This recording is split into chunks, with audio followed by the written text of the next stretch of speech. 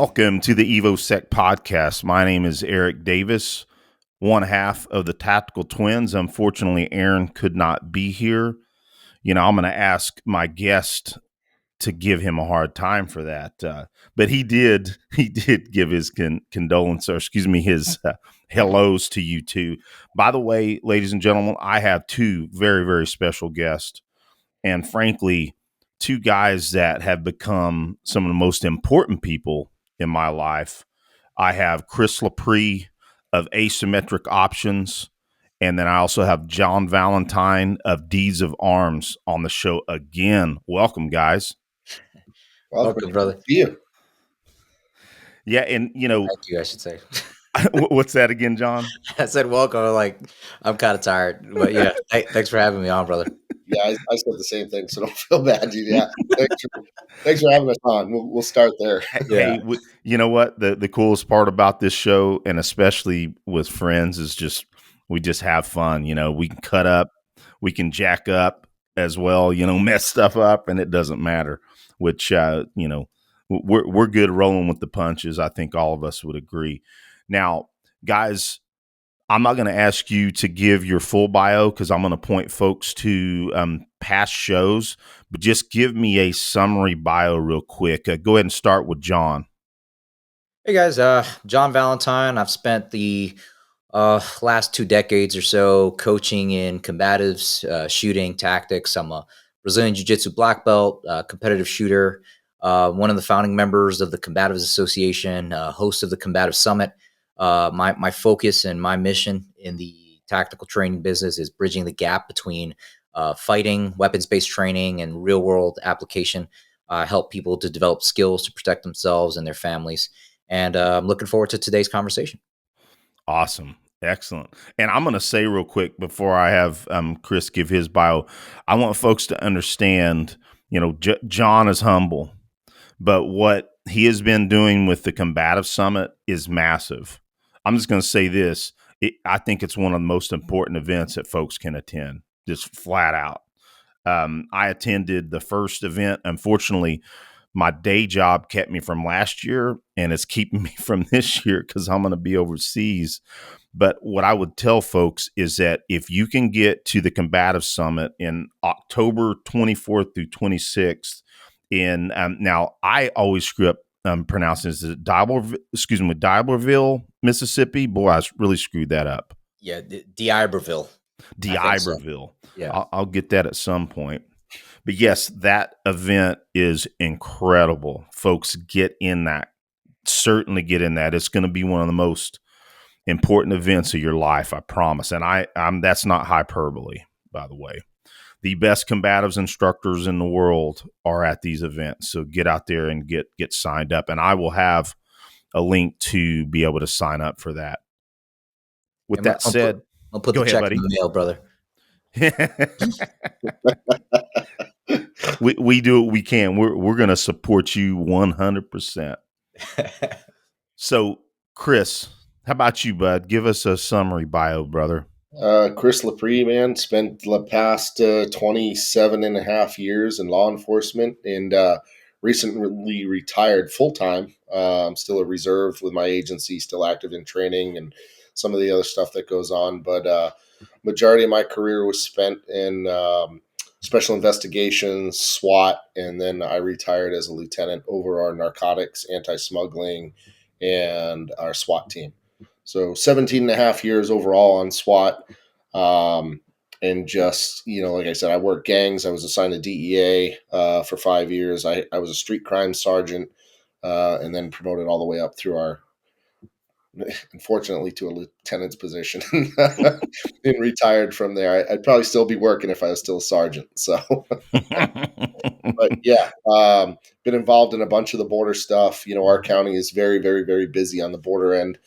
Even though we're not a border county, we butt up against the reservation on the west side of our county, which is basically we're the first law enforcement that the cartels and contact. We're the first real law enforcement because there's Indian police out there, but they're so spread out and so thin, man. They can't have an effect. So very, very busy on that end. Yeah, and is it okay to mention the county you worked, or excuse Yeah. me, worked for? Yep. Yeah. Pinal County Sheriff's Office in Arizona. So I know we had mentioned that before on the show. I just, that is a dangerous county. There's a Yeah. lot of activity.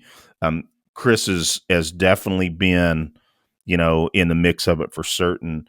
And again, I like to mention how folks influence me. And Chris hosted my first Shivworks ECQC in 2010.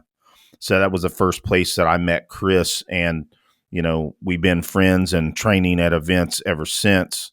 And again, he's a great friend, and I really appreciate you, buddy. Yeah, dude, I can't believe it's been 15 years already. It's freaking Insane. crazy. Yeah, absolutely. Well, guys. So Chris, you hosted Matt Pranka and Ben Stoeger Yeah. for their pistol and carbine class. Is that what they're calling that class? Yeah, so they did pistol carbine was the first 2 days, and then pistol was the next 2 days. So it was a four Oh, okay. days total. Um, John ended up coming out for the pistol carbine class, and I was talking to Matt, and he's like, "Hey, man, uh, you know, John Valentine's here," and I was like, "What?" And he goes, "Yeah." And I go, "Where?" And he pointed him out to me. So that's how I went over and introduced myself to John, because we've obviously had a lot of communications within the same realm, but never actually met face to face. And I wanted to say hello. So it was really cool. We had a really lot of good people in that class, man. A lot of, he was there. Joel Park was there. A couple other dudes. So it was awesome environment to be around with these guys. Well, I was thinking that it might have been the first time that you and John met. Mhm. So yeah, very very cool, very cool. Well, I'll just start the conversation off this way. I've not trained with either Matt or Ben. I of course met Matt when he was down at the Combative Summit in Florida a couple of years ago. But I've like anybody else that Ben Stoeger puts out some incredible free information. He puts the whole classes essentially, the at least the instruction portion online. And so I did review the class that you guys attended. And what I would say, and you guys can correct me if I'm wrong, is that we have some excellent instructors out there that do pretty good in teaching you, telling you what to do, being a little more diagnostic from their end. But wouldn't you guys say that what Ben and Matt probably do better than a lot of instructors is they teach experientially? Would you guys agree with that? It's more experiencing um, through their methods than telling you exactly what to do. Am I correct in that? John, you Yeah, want to go ahead and answer that? yeah, I would 100% agree with that. I think, yeah, they call it an inductive learning strategy. Inductive. There you Um, go. I would, and I think also that you kind of walk in having an expectation because of like how Ben is very vocal on social media, and so is Matt, right? Um, and yeah, so you think you have an expectation as far as like what's going to happen or how the coaching is going to be. And I'll say this too, like my value structure isn't around being with personalities, right? Like I coming from Brazilian jiu-jitsu, one of the things I experienced there was that a lot of world champions are absolute garbage coaches. And a lot of them, they get good by accident or really organically, um, through just through demand, because most of the time people just want to touch the magic. And that was something I was like, I kind of came into that class with that bias that perhaps Ben is that way. Um, but I'll say Ben is actually, not only is he an incredible coach, but he's also a very encouraging coach as well. And for somebody who's like such a ball buster online, it's like you just didn't. That's not something I really expected.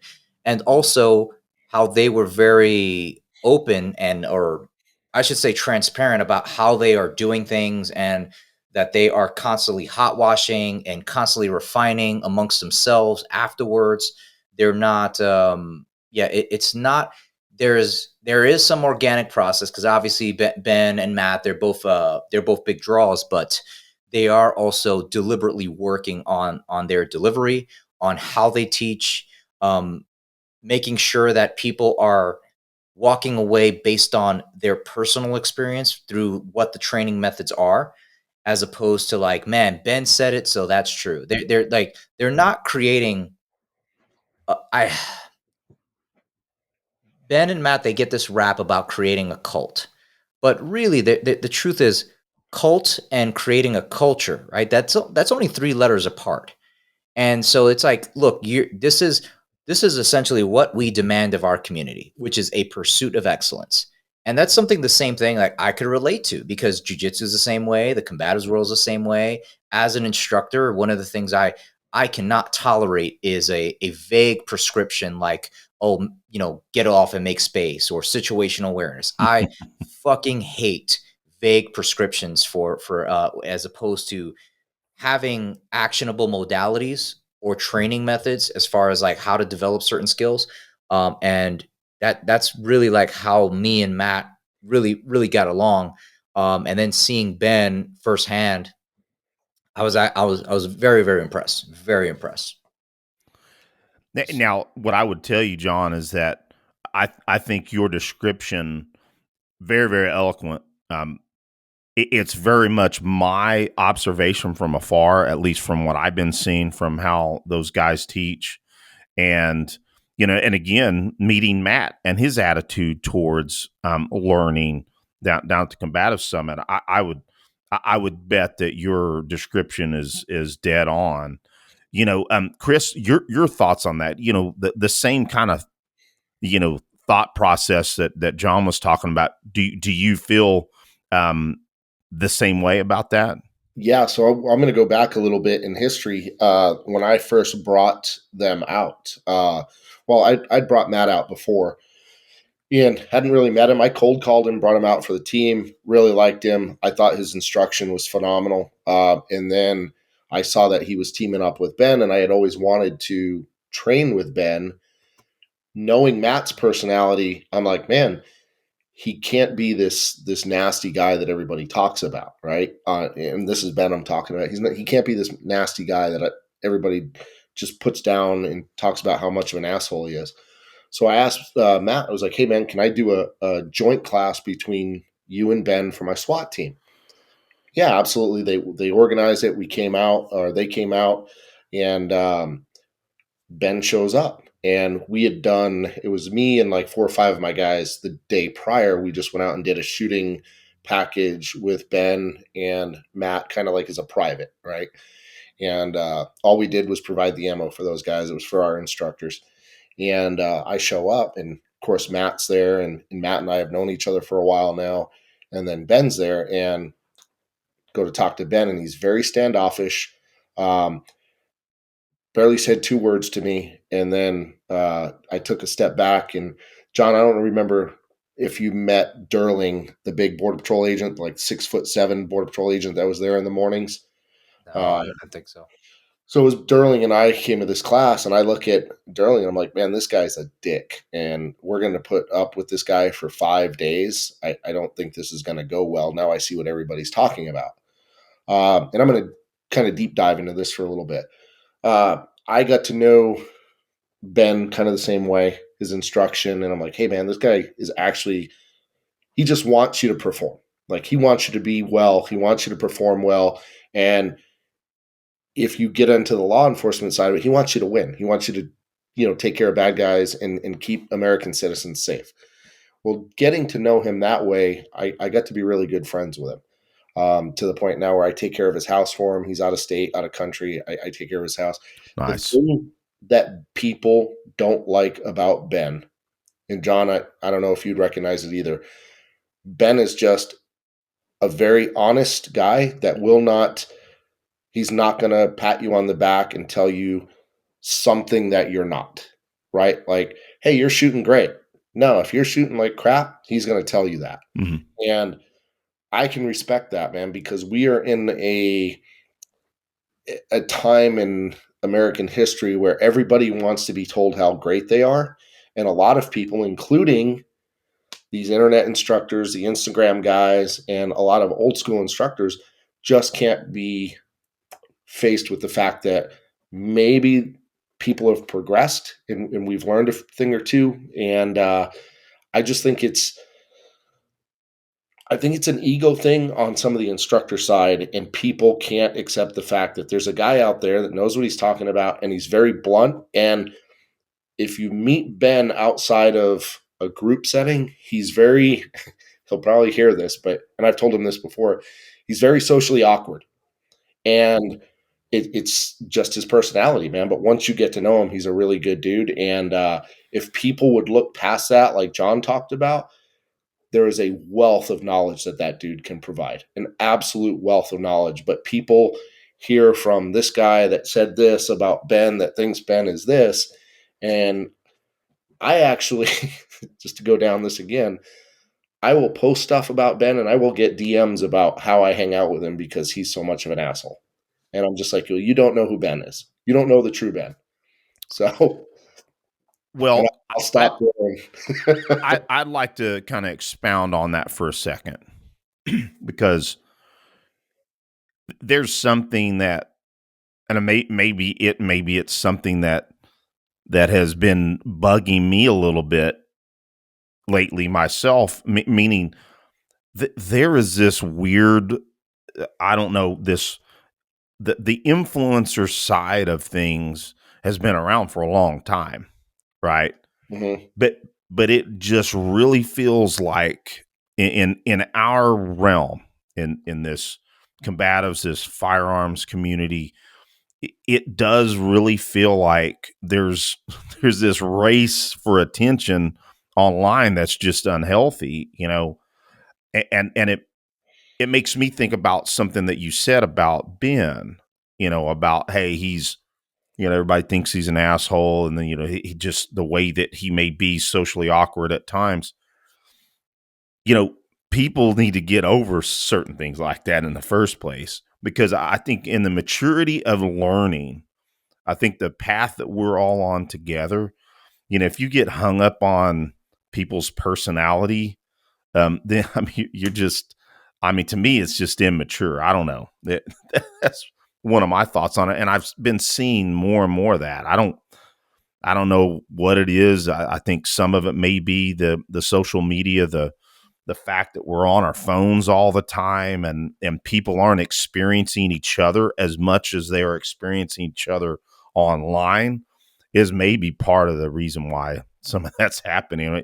I mean, if you guys want to comment on that, I'm curious your thoughts. Honestly, man, I think a lot of it is really to be. I think it's fun. Also, Ben is like he's.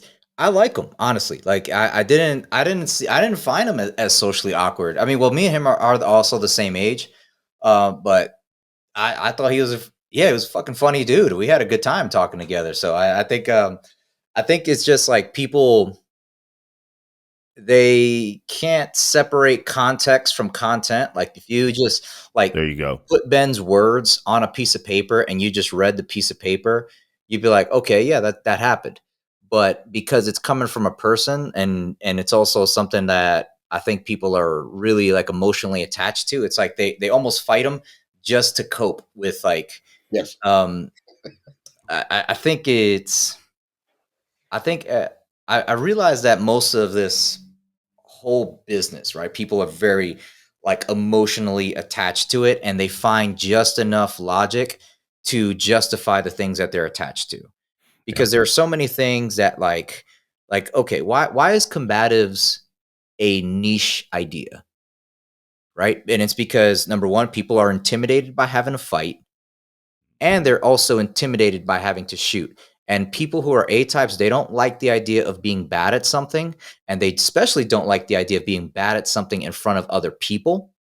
So there's all these methods and all these kind of like these vague prescriptions, right? Of like let's just get back off and make space. Just shoot them. All these things that are really just they're logic to justify an emotional cope, right? So yeah, I think Ben finds it funny that people get so wrapped around, because for him it's fucking golf, right? It's bullet golf. And it's just like, man, this guy's really serious about it. And then he just like sees him, gets upset, and he's just like, eh. And he just like continues to push him, because it's funny. It is funny. So Well, you know, what's that? Well, I would just say this again. I don't know Ben personally. Yeah. I've not trained with him yet, and I'm, emphasizing the yet is that again. James Yeager said many times, the late great James Yeager said that his haters built his business, and what people don't realize is Ben's haters just might be building his business even better. So hey, doom on them. I'm sure. I think it's kind of funny. I think it's good that it's happened that way. And what I would also add to that is that that shit doesn't bother me whatsoever. Any of the things that people think is silly or might rub them the wrong way about Ben doesn't bug me at all, man. I pay attention to everything he's been saying, because a good majority of what he's saying is helping everybody, including myself, through osmosis and putting to work as best I can on the range in my personal training, trying to put that stuff to use. I can't wait until I get to take the class in person. And Chris, I'll say this. So you said that you're that they're gonna keep coming out there. Mm-hmm. Yeah. So Ben lives out here half of the year. He bought a place in Gilbert. He's here pretty much when the winters are crappy in Wisconsin, and then when the summers are hot here, he goes back home. So yeah, I think he's got the remainder of the year. He's still got 2 or 3 classes scheduled up until April or May. Then he'll go back east for a while when he's not traveling to other locations, and then he'll be back September, October of this coming fall, and then he'll do 4, 6, 8 classes, whatever, throughout the year in the fall and into 26. So I will definitely stay in touch with you. I get back before Christmas. Mm-hmm. And so I'll just plan on whenever one of those classes drops, I'll sign. I'm just an excuse to come out and see you. I'm sure Aaron will come out too. Yeah, man. So let me know too, because I know John. I don't even think you knew the pistol class was going on, right? And that's why I was like, hey, I'm not going to be able to make it because I'm going to go to SHOT. And I offered him my spot, and I get stuff like that all the time, man. So if there's something that I can help with, let me know, and to touch on something John was saying where Ben likes to poke those buttons, we were up at SHOT Show, and I posted a picture of Ben and I. We were out somewhere, and of course the hate mail starts coming in.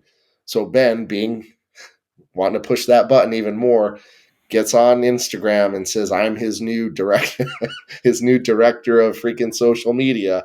And guess what, man? It just exploded. awesome. And to him, that was the funniest freaking thing in the world. And he just kept adding to it and adding to it. And it's just, people don't realize that all they're doing is making him more popular. The more hate they throw that guy without actually getting to know him, the more popular he becomes. And if they would just put their emotions aside, right? Like you guys were saying, and just be humble for a minute and take a class, you'd be amazed at what you can learn. Because I'll tell you what, those 2 guys have completely changed my shooting. 100%. They've changed my team's shooting. They've changed my team's culture when it comes to shooting and everything like that. And we are by far much better because of those guys. So, well, I know damn well you're an awesome shooter. I've been around you multiple times. Hell of a shooter. So it of course is working. Absolutely, man.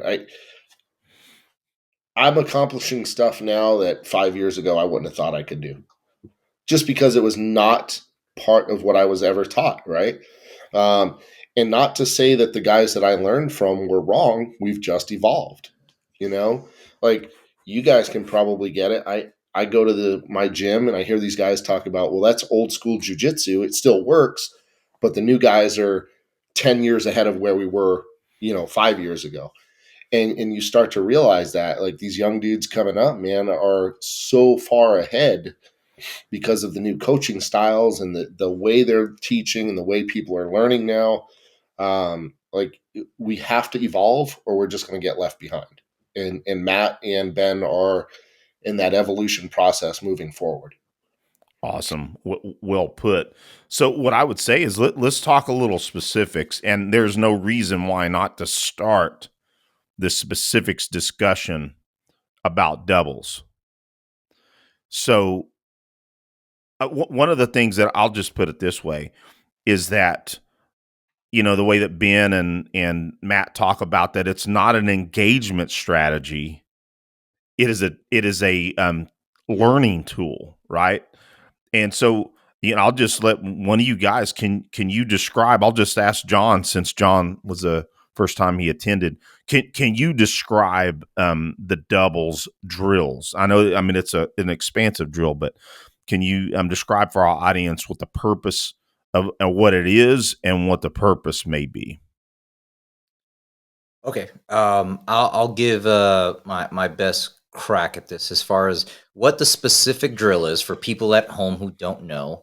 It's as implies doubles, where you are shooting a pair, all right, 2 shots, and you're doing that for 4 sets. Okay.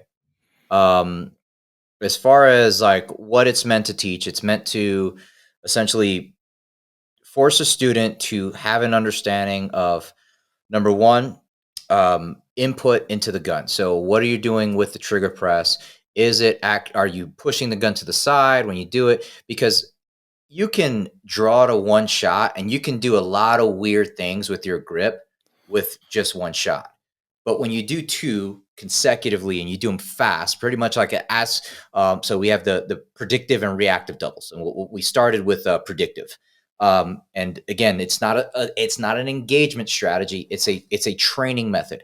And the thing is, it's like you can get away with one shot, but when you have to do 2 and you're pressing the trigger as fast as you can, a lot of things get illuminated, right? It's almost like you start watching somebody and they're doing something weird with their body, and you're like, oh no, you don't did it. Like, hey, I didn't do that. Like, well, you look at the results of what's on the target and you understand, like, okay, I am actually doing weird things with my hand.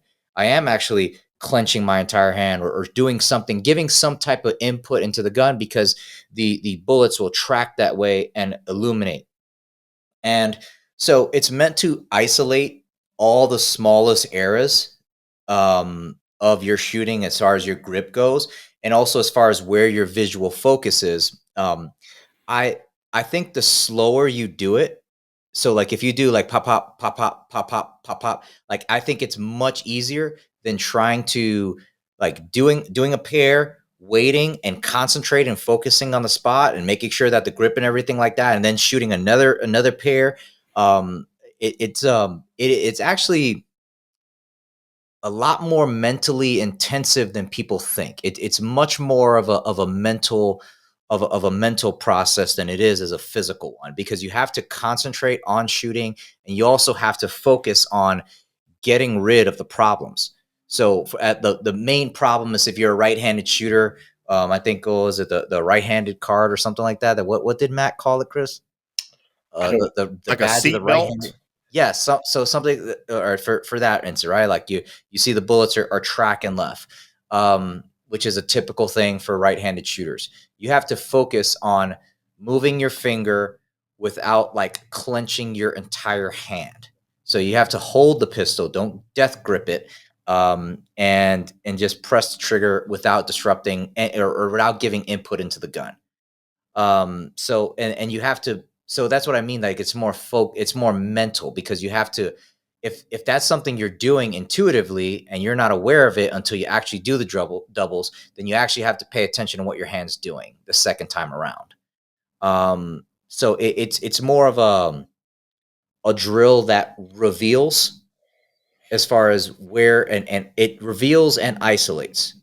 And you have to be very you have to concentrate pretty hard.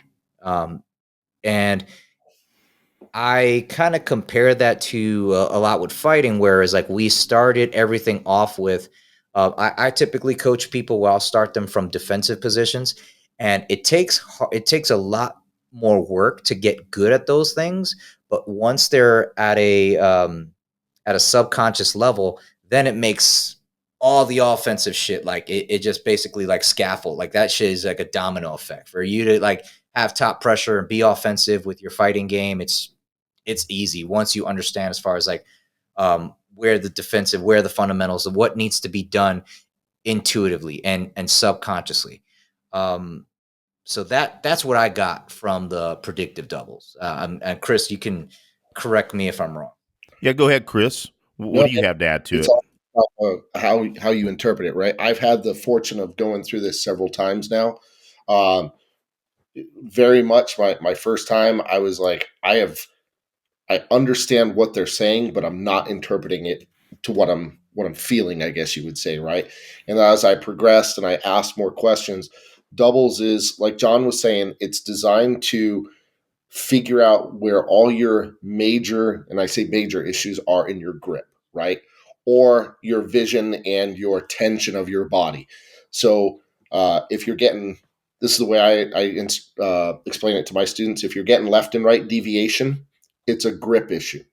If you're getting a high in the target, it's a going from the target to the dot, and you're seeing the dot here, and you're going, okay, it's within that brown, like Ben talks about, and pressing the trigger. And if you're getting a downward round into the target, it is very much you trying to input the gun at the wrong time. Uh, Now, as I've progressed in this, and I get it, and I teach it to the point where I go, hey, what you feel, you need to confirm with what you see, right? Good And I point. believe, I think it was Matt that said it shouldn't be pop up, pop up, pop up, 4 times. It should be pop up, confirm what you felt with what you saw, maybe for a second, and then do it again. In maybe a second, maybe 2 seconds to evaluate what you felt break down in your hand compared to what you saw through the optic. And once I understood that, it completely changed how I understood doubles, because now everything that whenever I do doubles or whenever I shoot at a very fast pace, I can confirm if I did something wrong just by the feel of my hand. And then I'm sitting there going, yep, what I felt in my hands was confirmed by where the dot was when the round went off. And that's where you really start to go, okay. And it took me several times, like several classes, to understand what they were saying. So if I'm sitting here and I feel my hand loosen up on, say, the third set of doubles, and I go, man, I think I loosened my support hand grip. I did, because the round is, I watched the dot go to the left and I pressed the trigger, and I'm confirming it here and visually. Um, so yeah, it is definitely something that you will have to work on and get to that understanding of, okay, here's what I felt, here's what I saw. Let me fix it, like John was saying, fix it. And by the time you're done, what do you guys do? Like, I think we had averaged 3 magazines of doubles, right? Yeah, Um, something like that. It was a and lot. by the time you're done with that, number one, your forearms are smoked. Mentally, you're like, well, I suck because everything's all over the place. And but you're starting to realize, hey, it's these little minute things that I'm doing is creating the problems on the target. And I have to understand, feeling wise, what I'm doing visually, if that makes sense. Yeah, I would say this again. You guys have taken the class. Of course, John, first time. You've taken it multiple times, Chris. So I am in my infancy of understanding doubles, and it's like anything else. That's a little bit. It's not that a beginner shooter can't use doubles. No. I think that, and that's the beauty about it, is that any level can use it. So I do on the other side believe that is it is a there's a higher understanding and a very much, to use their word, inductive. You really have to be um, self-aware of what's going on. And like you had said about how Matt talked about having a little bit more time between the pairs, but making sure that you're observing what's happening at each pair. Now, I just want to say this. When I heard him say that the last time I went and did doubles, because when I was doing it, I was learning a lot from him. But it's easy for that set of 4 pairs to get away from you. Oh, yeah. And you only learn a little bit about it, and you've just shot 8 rounds. Mm-hmm. When you're not learning individually each one of those pairs.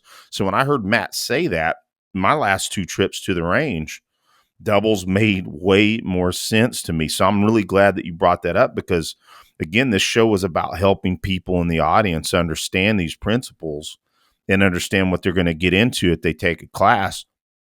Is that those are key takeaways, and it made that drill way more useful for me. Yeah. So there's a lot of talk on the internet, and actually out here in Arizona, man, we have a lot of really good shooters, right? There's Rob Latham, there's Todd Jarrett was out here for a while. All these phenomenal guys that we're fortunate. Tim Herron. Yeah, that we're fortunate to have here. And I heard a pretty impressive shooter say, "Hey, man, we've come full circle, and now everybody's talking about doubles." And yeah, back in my day, that was called a hammer pair, and it's like you don't understand. Not the same thing. Yeah, it's not even in the same spectrum, man. Hammer pair is an engagement sequence. Technically, I don't know if I agree with that, but this is a learning process, not some type of engagement sequence. And that's exactly what these guys talk about. Hey, we're doing this to figure out where your breakdown and your grip, even more so tension, John. I'm sure you felt it, right? Like the first time I tried doubles, I was like, oh my God. Yeah. And so there's a lot of misconceptions out there about what exactly doubles is. And again, it comes full circle to people wanting to talk about something they don't understand, but they think they do, right? And that's why the fact that these guys are putting that information out there is phenomenal, because the first thing they tell you, this is not an engagement sequence. This is a process to break down where your failure points are, right? With predictive. Then you go to reactive, and reactive is like, hey, man, and there's different levels of reactive, right? There's like, I have to take a very, very precise shot at, say, 20 yards. So I need to see that dot kind of pause the way they describe it. It's going to pause, boom, pause, boom. All right, gents. Unfortunately, we had a little bit of a technical difficulty. Difficulty. No big deal. We're going to jump back into this. So we were talking about doubles. Now, guys, what I will say, and I think this is a crucial point, is that, and I'll let you guys with your far more experience with it than I, is it is intended to push you to failure, right? And push you to failure to learn from it, right? Which you guys were articulating, but I think it's important to drive that point home for folks that, again, that are out there in the internet world and, seeing what they're seeing online, is to understand that I mean, it's okay. It's okay to have misses. I mean, you want to try to control having deltas and whatnot, but it's okay to have some Charlies in there, right? Yeah, I wouldn't even say it's failure, right? Because the people who kind of articulate it as failure, those generally they're training to kind of like a almost like a qualification standard, right? Like, Yeah. and that's really why people have such a difficult time wrapping their minds around this idea. What I think is more precise description is that they're pushing you to your threshold and seeing where you're what is it that where do you exceed your threshold in terms of getting the results you want, and why does that happen? And they're trying to get you to, on your own.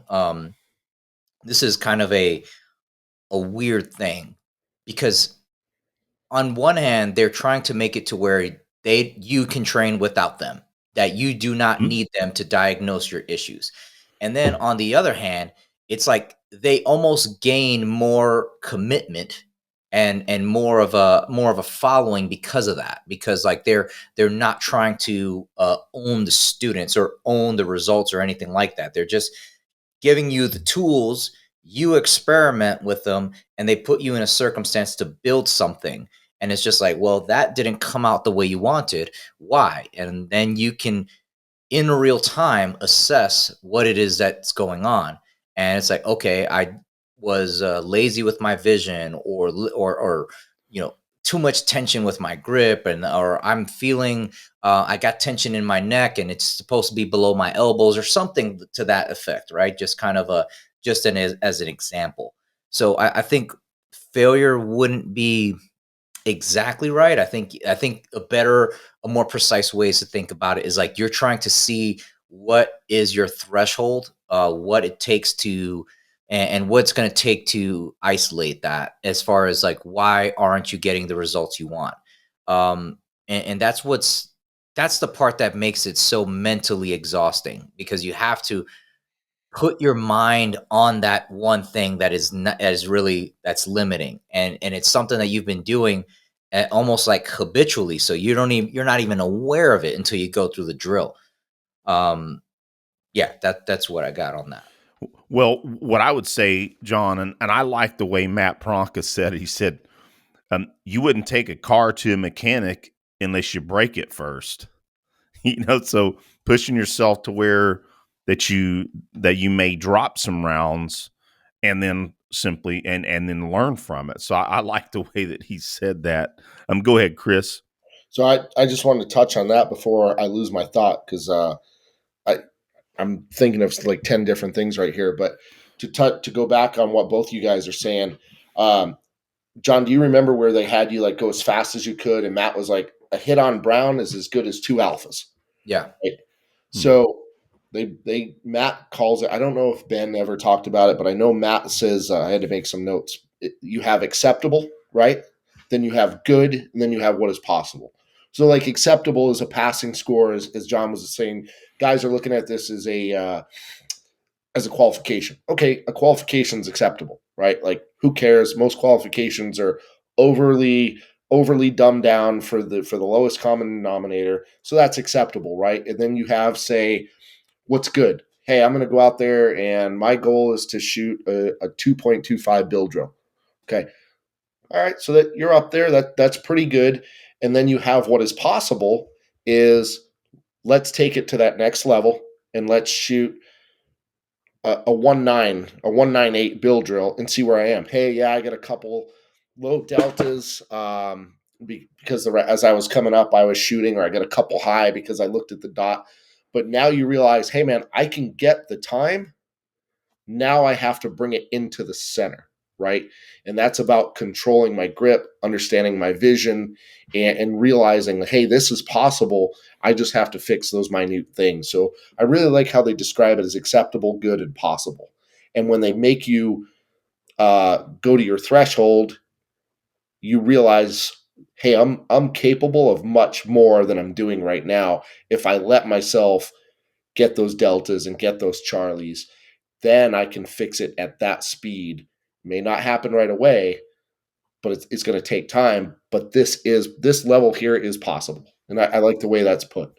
Nice. And what I to try to give some additional input into what I am taking away from learning from Matt and Ben is a big change that I've made this year has been changing the way I press the trigger, and using the more rolling style of trigger press than, because I used to be a slack out person, but knowing that when I'm shooting fast, I don't slack out, Mm-hmm. right? But now shooting at distance, 15 or 25 or further, I definitively have trained to the point where in recoil, or like as I'm drawn to that shot, I'm taking the slack up to the quote unquote wall and then pressing, right? But what I certainly have been implementing is the more rolling on all shots, and that has made a huge, including on B8 bull stuff. Now, granted, I start with touching the trigger face, and then I do the roll through trigger press. But I'll make my point this way. One of the coolest parts about the classes that I've been seeing is that Ben and Matt has the clients dry fire quite a bit to learn the concept, and or to me, what I observe is also doing the drill itself, but then providing a dry fire method that is also working on the same skills. Would you agree with that, guys? Yeah, 100%, 100%. And this is what I mean, that it's almost counterintuitive, because it's like you don't even really even need to go to the class. And not even that, not just that, but like they'll put the class on YouTube, and it's so contra to everything that I've seen coming into this space. Like everybody wants to keep their shit hidden. Nobody really likes the whole idea of marketing. They don't like to go after people. It's like they just looked at what everybody else is doing and they're like, yeah, let's do exactly the fucking opposite. Yep. And it's fucking working. It's working. Um, and I'm a fan. I really like the way they train. I like the way that whole concept of putting your class out on social media. Like I've got a private seminar that I'm going to do next month in Colorado. Like I'm going to record that, put that on YouTube, and Can't wait, man. if it gets scrutinized and whatever, that's just going to help me get better. Yeah. I'm not going to, people will, again, right? Like, I'm not going to take things personally. It's just like, let me look at this objectively and see how I can improve. And I think what's going on here, as far as like how we evolved, as Chris was saying, like all of this is going through these core drills, these fundamental drills, is like, there's so much refinement going on. And on top of them being able to tell you what their experience was at that level, meaning like at a beginner's level, um, they're also giving you insight in terms of like what they're getting from it right now.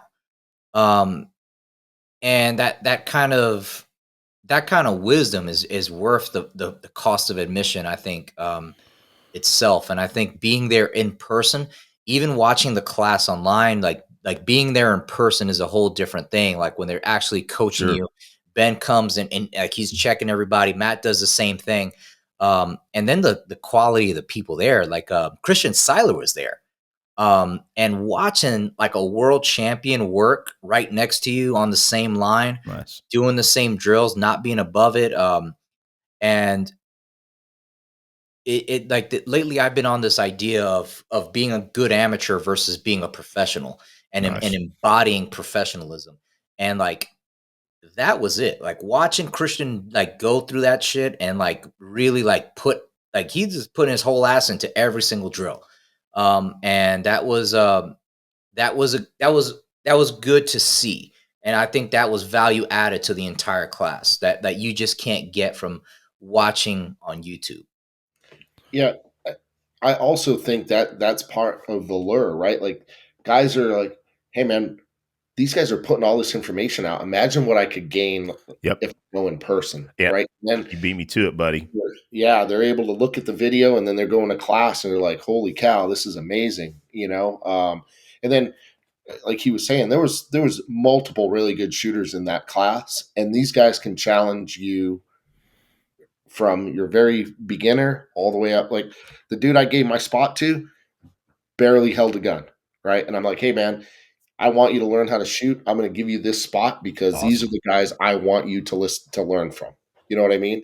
And guess what? The kid's, well, he's a natural athlete anyways, but he's also he's now becoming a very very good shooter. And it just and now he's hooked on shooting too, which is a good thing, right? We have another ally in our community.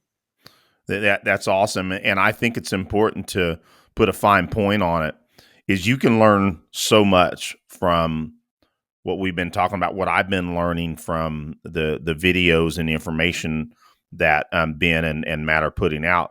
But you hit it on the head. You can certainly learn on your own, but you're going to learn exponentially more if you get to their class.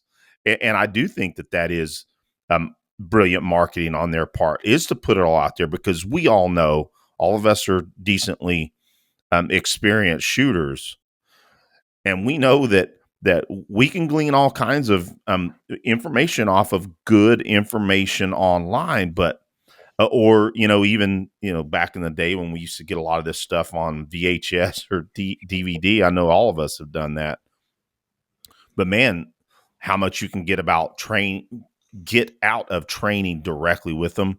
Yeah. Well, I'll bring up a point.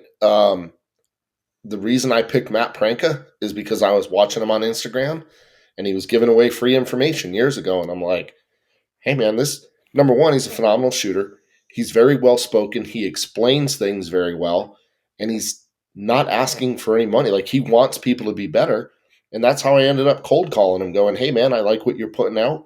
Would you come and work with my team?" And next thing I know, and stupid cheap. Like, he was willing to do 20 guys like 4 or 5 days for like $5,000, and I'm like, dude, no, Yeah, that's cheap, man. yeah, it's not going to happen.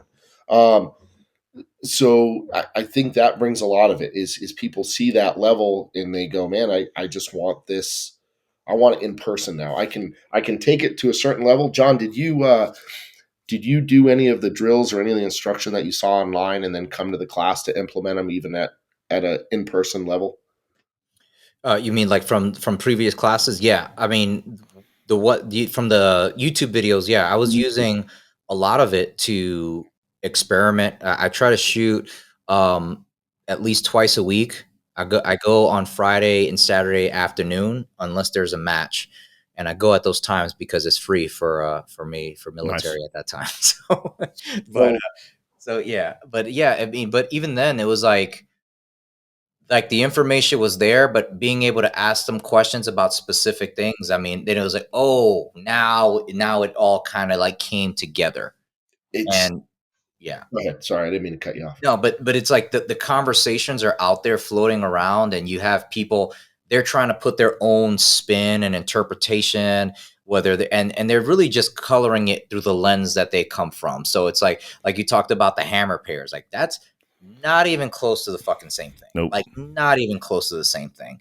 And and also this also trying to inject context and just adding a whole bunch of like just complicating everything, just making it's just like no, it's a very very simple drill. It's not easy, but it's very very simple, and it's all about that, the threshold, and really like Ben is just going to make you um not even get comfortable being uncomfortable, just make you just create discomfort, as that's the condition. Like that's it. You're just uncomfortable. You're fucking exhausted mentally. Like that is how to like that's what it takes to win.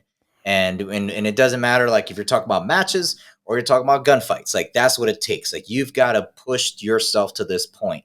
And yeah, that's what I got from it. So Awesome. Go ahead, Chris.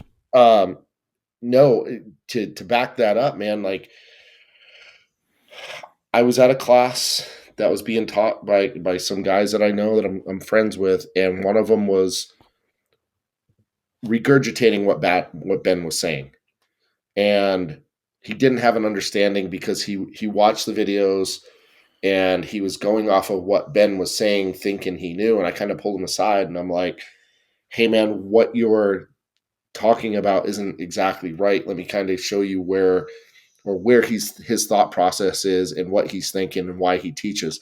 And I was kind of blown off, and it was like, yeah, well, whatever. You're not a ranked USPSA shooter, so just go stand over there and help make sure nobody shoots themselves. I'm like, okay, whatever. Um, but it's very much Again, we're talking ego here. huge, absolutely. But then I see these young guys that will go and watch the stuff that Ben and Matt are putting out, and they show up to a class, or even more so, I have a bunch of these guys that are coming through some of these Arizona Post Firearms instructor courses, and these dudes are studs on the range, man. And I'm like, hey man, where'd you learn how to shoot? Oh, I don't know if you heard of this guy, Ben Stoeger, but I've been following him for 3 or 4 years now. And I'm like, dude, that's exactly the guy I want you following, And this kid's coming up, and I'm like having a to race against this dude just to keep up. And I'm like, whew, I still got it a little bit. But these kids now are just crushing it with the information that these guys are putting out. And that's what we want, right? We want people to be successful, especially in law enforcement and military realm. And if they can put that out, like I'm seeing on my end, hell yeah, man. Because those are going to be the guys that are going to be here 10 years that are going to take it to the next level, you know? And then let me see, I jotted something else down, but I think that was pretty much it. Yeah, it's obviously paying off because the new level of students that are coming up in the shooting realm are paying attention to these guys, and we're seeing the results on the range. And you can't argue that. Well, and what I'd say is that I think it's honestly profound that we've spent nearly an hour really, talking about the class, talking about, personalities and things like that. But we've really only been talking about doubles, and that was only a minor portion of the class. I mean, for the audience out there, of course, you get into the reactive shooting, right? Which we can talk about a little bit if you guys like, but also a heavy emphasis on transitions. And I really honestly love the way that Ben and Matt had you guys doing transitions, because it's not always about, setting up this array of targets. And especially in that setting, you got people online, multiple people on the line of firing, but having targets, decently close together because it's the way it has to be done because of the size of the range, but also the intent of the way those transition drills are done. Because, I mean, you got two targets. Of course, you start transitions with two on each, shoot that drill for a while. And I know I don't intend to breeze over this, but I'd like to hit on a little bit of this further. And then you go to two on target one, two on target two, back to target one, two again. So 6 engagements. And the third iteration being 2 engagements on each. So you've got 8 shots on both targets, right?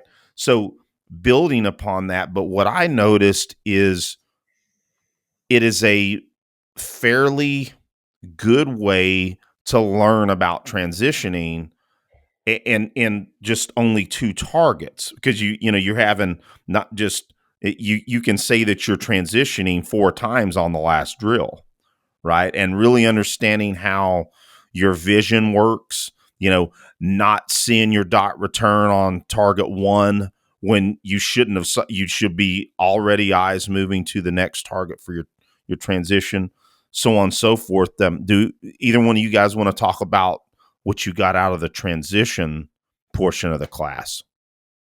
Man, the more I work on transitions, the more I get out of it. The same way with doubles. It's just like these they talked about like the first half of the day for the pistol class. Like we went through doubles, practical accuracy, doing predictive and reactive shooting, and we also did the bar hop and like a lot of transitions.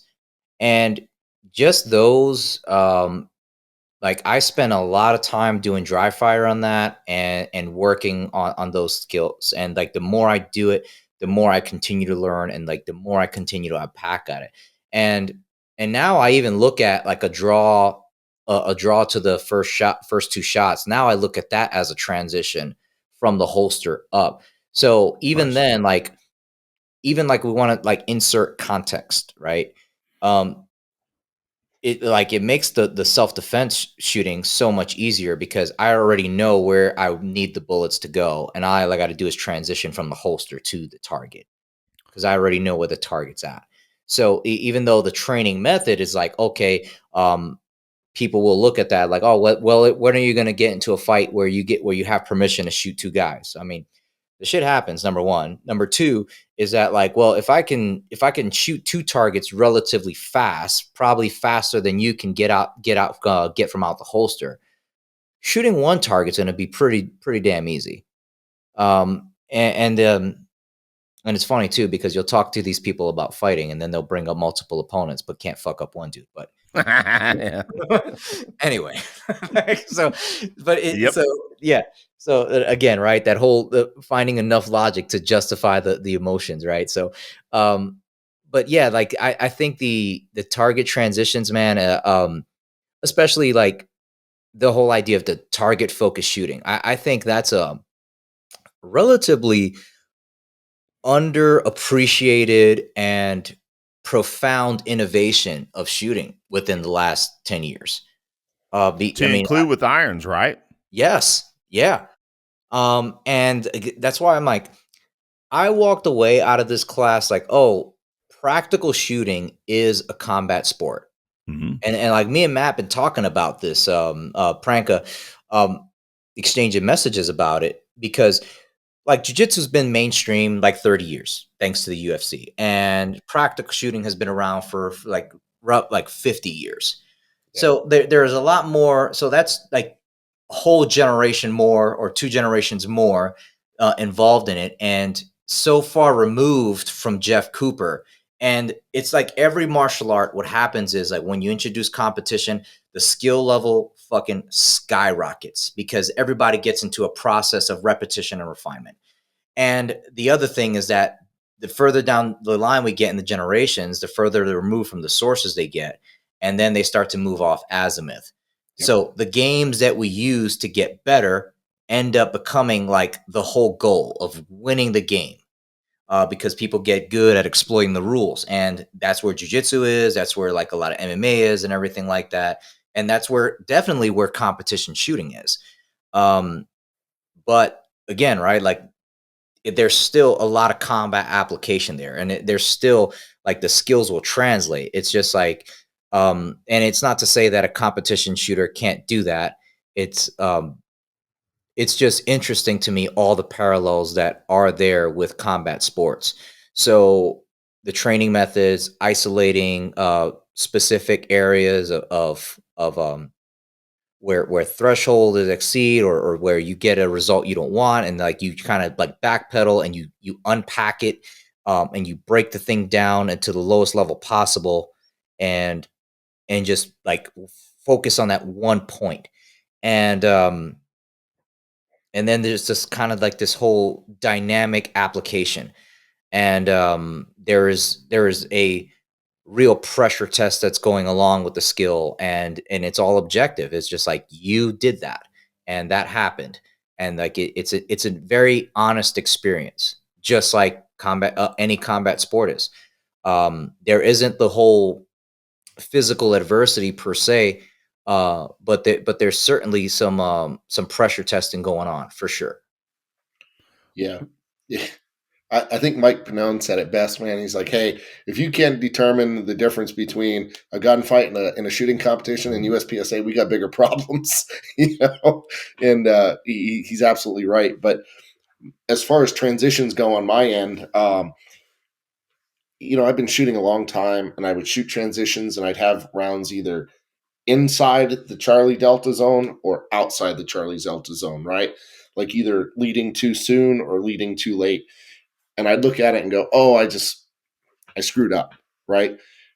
But once those guys were able to articulate, hey, man, you're doing this because you're seeing the whole target instead of picking out a point in the A zone or whatever you're looking to shoot, it started to click. I'm like, okay.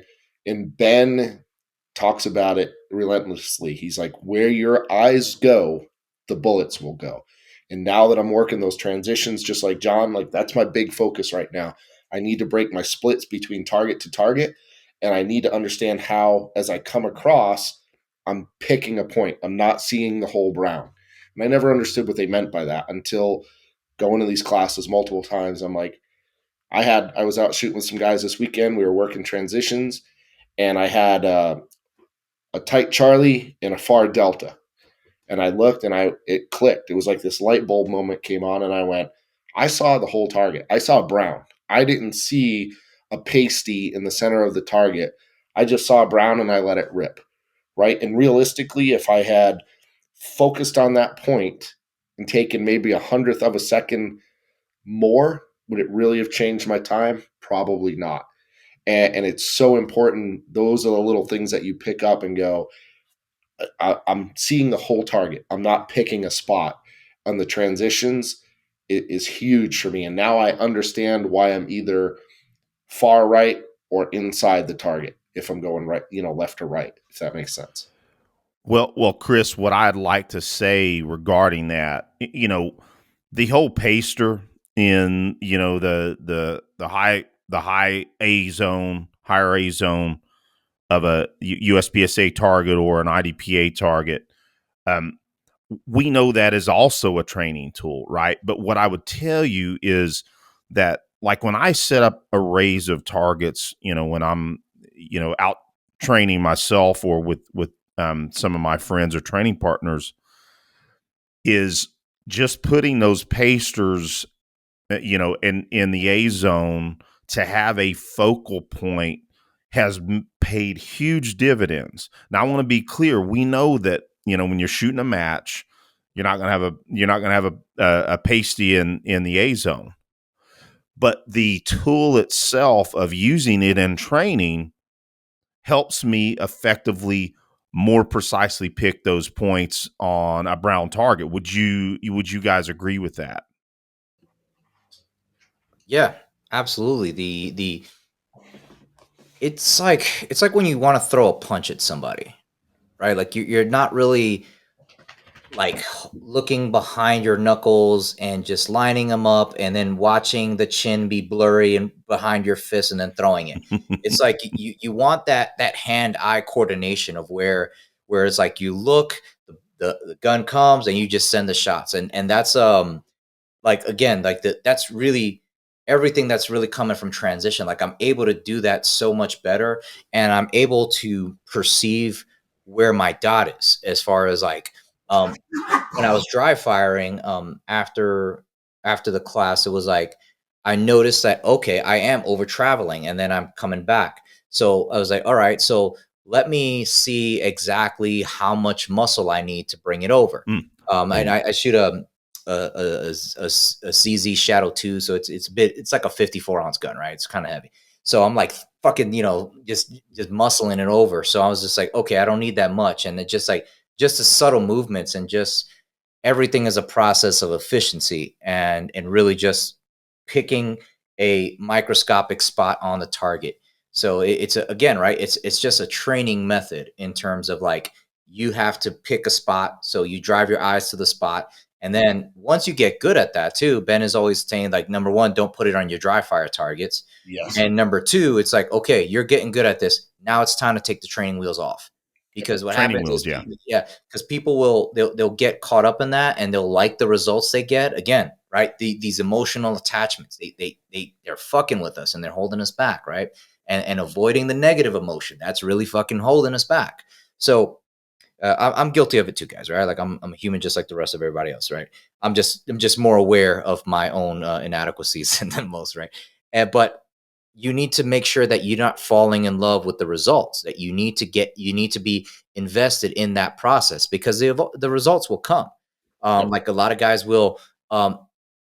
They'll get so caught up with trying to be a grandmaster and they want to get the results because they want to be a grandmaster, and it's just like if you're engaged in the process and that result will come. And so you have to use these training methods to far as like if to get you where you need to be. Once the results start at getting to where you want them to be, now it's time to take those training wheels off and then start pushing things even further. So like from time to time, I'll switch out to half scale targets, and then I'll use like a paster on it. If it's like if it's just garbage or anything like that, then I'll start training it with a paster. And then like once they're getting the results the way I want, I already know and I've proven to myself that I can get this in the A zone on a half scale target. So now it's time to take the pasters away and then work on it from there. And again, right, like throughout this class is it's that structure is like we start with the easiest level first, then we escalate, we take that a little bit hard, a little bit add more a little bit more difficulty, then we add a little bit more difficulty, and then we have a culmination of all the skills together where it's like just kind of one big drill. And um and I really like that whole build up that they have that you doing. um and yeah, that so Yeah, that's pretty much it. So as far as the paster goes, I I apologize. I wasn't talking about a black one. I was talking about like a paster that I pasted in the center to cover my. Oh, gotcha. I'm sorry. But no, you're fine, man. And I'm going to piggyback again on John saying I'm to the point now where I want to intentionally get myself to focus on something. So I'm using I can't even what's basically I'm putting a white IPSC. I'm doing a reduced target. Okay, so I'm either putting one far left, far right, or underneath. So I'm having to drive my vision to the spot I want. And I notice what I do is if I put a white IPSC on the right side of the target as I'm going left to right, and I look at that white target, taped to the or stapled to the C zone, and I look at that instead of picking up the center A, guess where my rounds go? Right into the white target. Right. So Right. I'm trying to intentionally create that division where my vision is going to the brown center compared to going to the white. It's like if I go to the white, I'm going to shoot it. And if you guys saw some of the videos I posted this week, um, I had this burner of a run and 5 rounds, 3 different targets. And one was an open target, one was a semi partial block target, and the other one was basically only the A zone was exposed. Burned it down on the first one. I come across, I burn it down on the second one. I transitioned to the A zone with the two white targets. I thought I had a clean run. I turned back to look at the time, and my buddy's like, "Hey man, that was a 4.64, but you shot the no target on the center one." And I'm like, I look down, I'm about a half an inch low into the white target, and I got lazy. I went 1, 2, 3, 4. I gave up and I started moving my eyes, and guess what happened? That round just went low because I remember looking at the head of the white and just driving my eyes, and that's right where the round went. And it's the vision is such an important part of this. It's ridiculous. It really is, man. Well, and one of the things I'd like to impart, especially for audience members out there that might be trying to get something out of this, another aspect of transitions that I think is important is that we don't have to muscle the gun around. I mean, John brought that up.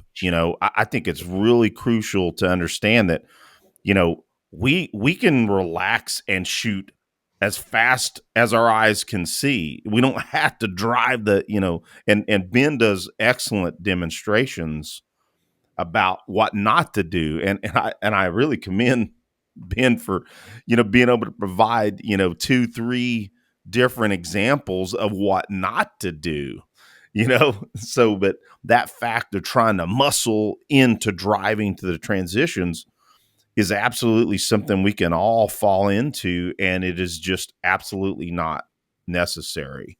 His ability to demonstrate things wrong in such a good way is scary. It Yeah. really is because you're like, I wish I could do that and show students what wrong looks like. I just do wrong because I'm screwed up. This well, dude, he's like, oh, I'm going to shoot this wrong. and to me, at my level of shooting, meaning that I'm nowhere near that, and even as an instructor, a local regional instructor, um, if I start trying to demo stuff wrong on a regular basis, I'm afraid I'm going to start doing it wrong on accident. Well, hell, like you said, Chris, I can do shit wrong on my own. 100%, man. And when you actually, his exact words are, and John can back me up, I'm going to make an example of what not to do. And you're like, okay. And the first time you see it, you're like, okay, this is going to look obviously wrong, right? And then he does it, and you're like,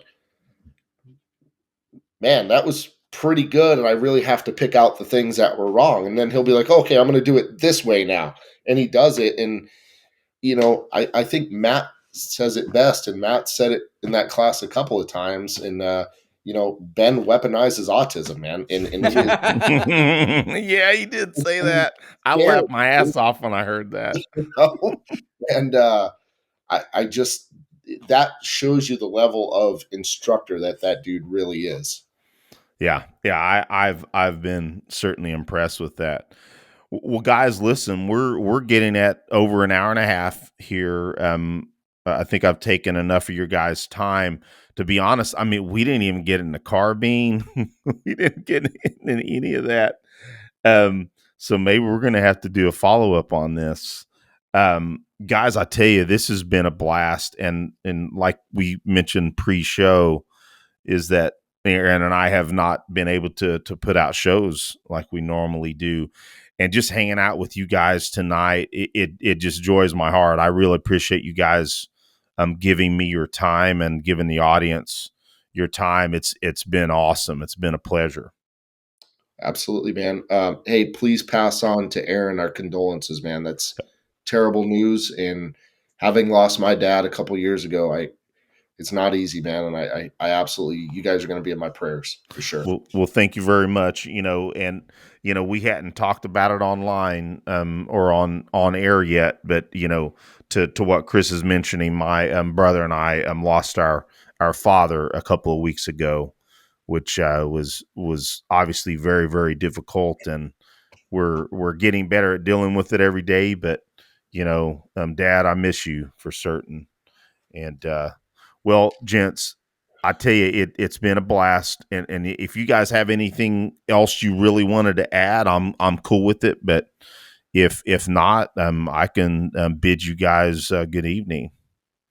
Put your ego aside and go take a class from those guys. I know one thing I want to make sure that, and I know I mentioned it earlier, but John, you want to give a shout out to the upcoming Combative Summit? Yeah, man. I appreciate that. Yeah. So the next combative summit, number one, if you're on the fence about it, like you need to pick your ticket up like right now, because like we already got more than half of the early bird slots sold. Like we're like at just under 60% sold on the early bird slots. We've got 20 instructors. The website I went through it's up to date. The only person that is not on it yet, that I have not announced yet, and I'll do it here for exclusively for EvoSec, is Mark Denny of the Dog Brothers. Oh, nice. He's going to be giving a collaborative class with Matt Larson on creating cultures of excellence and commitment.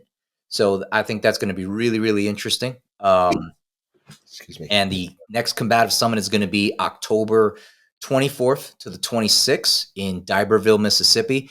You should it's not like a remote location. It's not like a range or anything like that. D'Iberville is an incredible town. It has all of the Vegas level amenities, including casinos, but it's on a beach. It has deep South pricing and hospitality, and none of the degeneracy that Vegas has. So it's going to be it's in a like a really, really well kept secret there.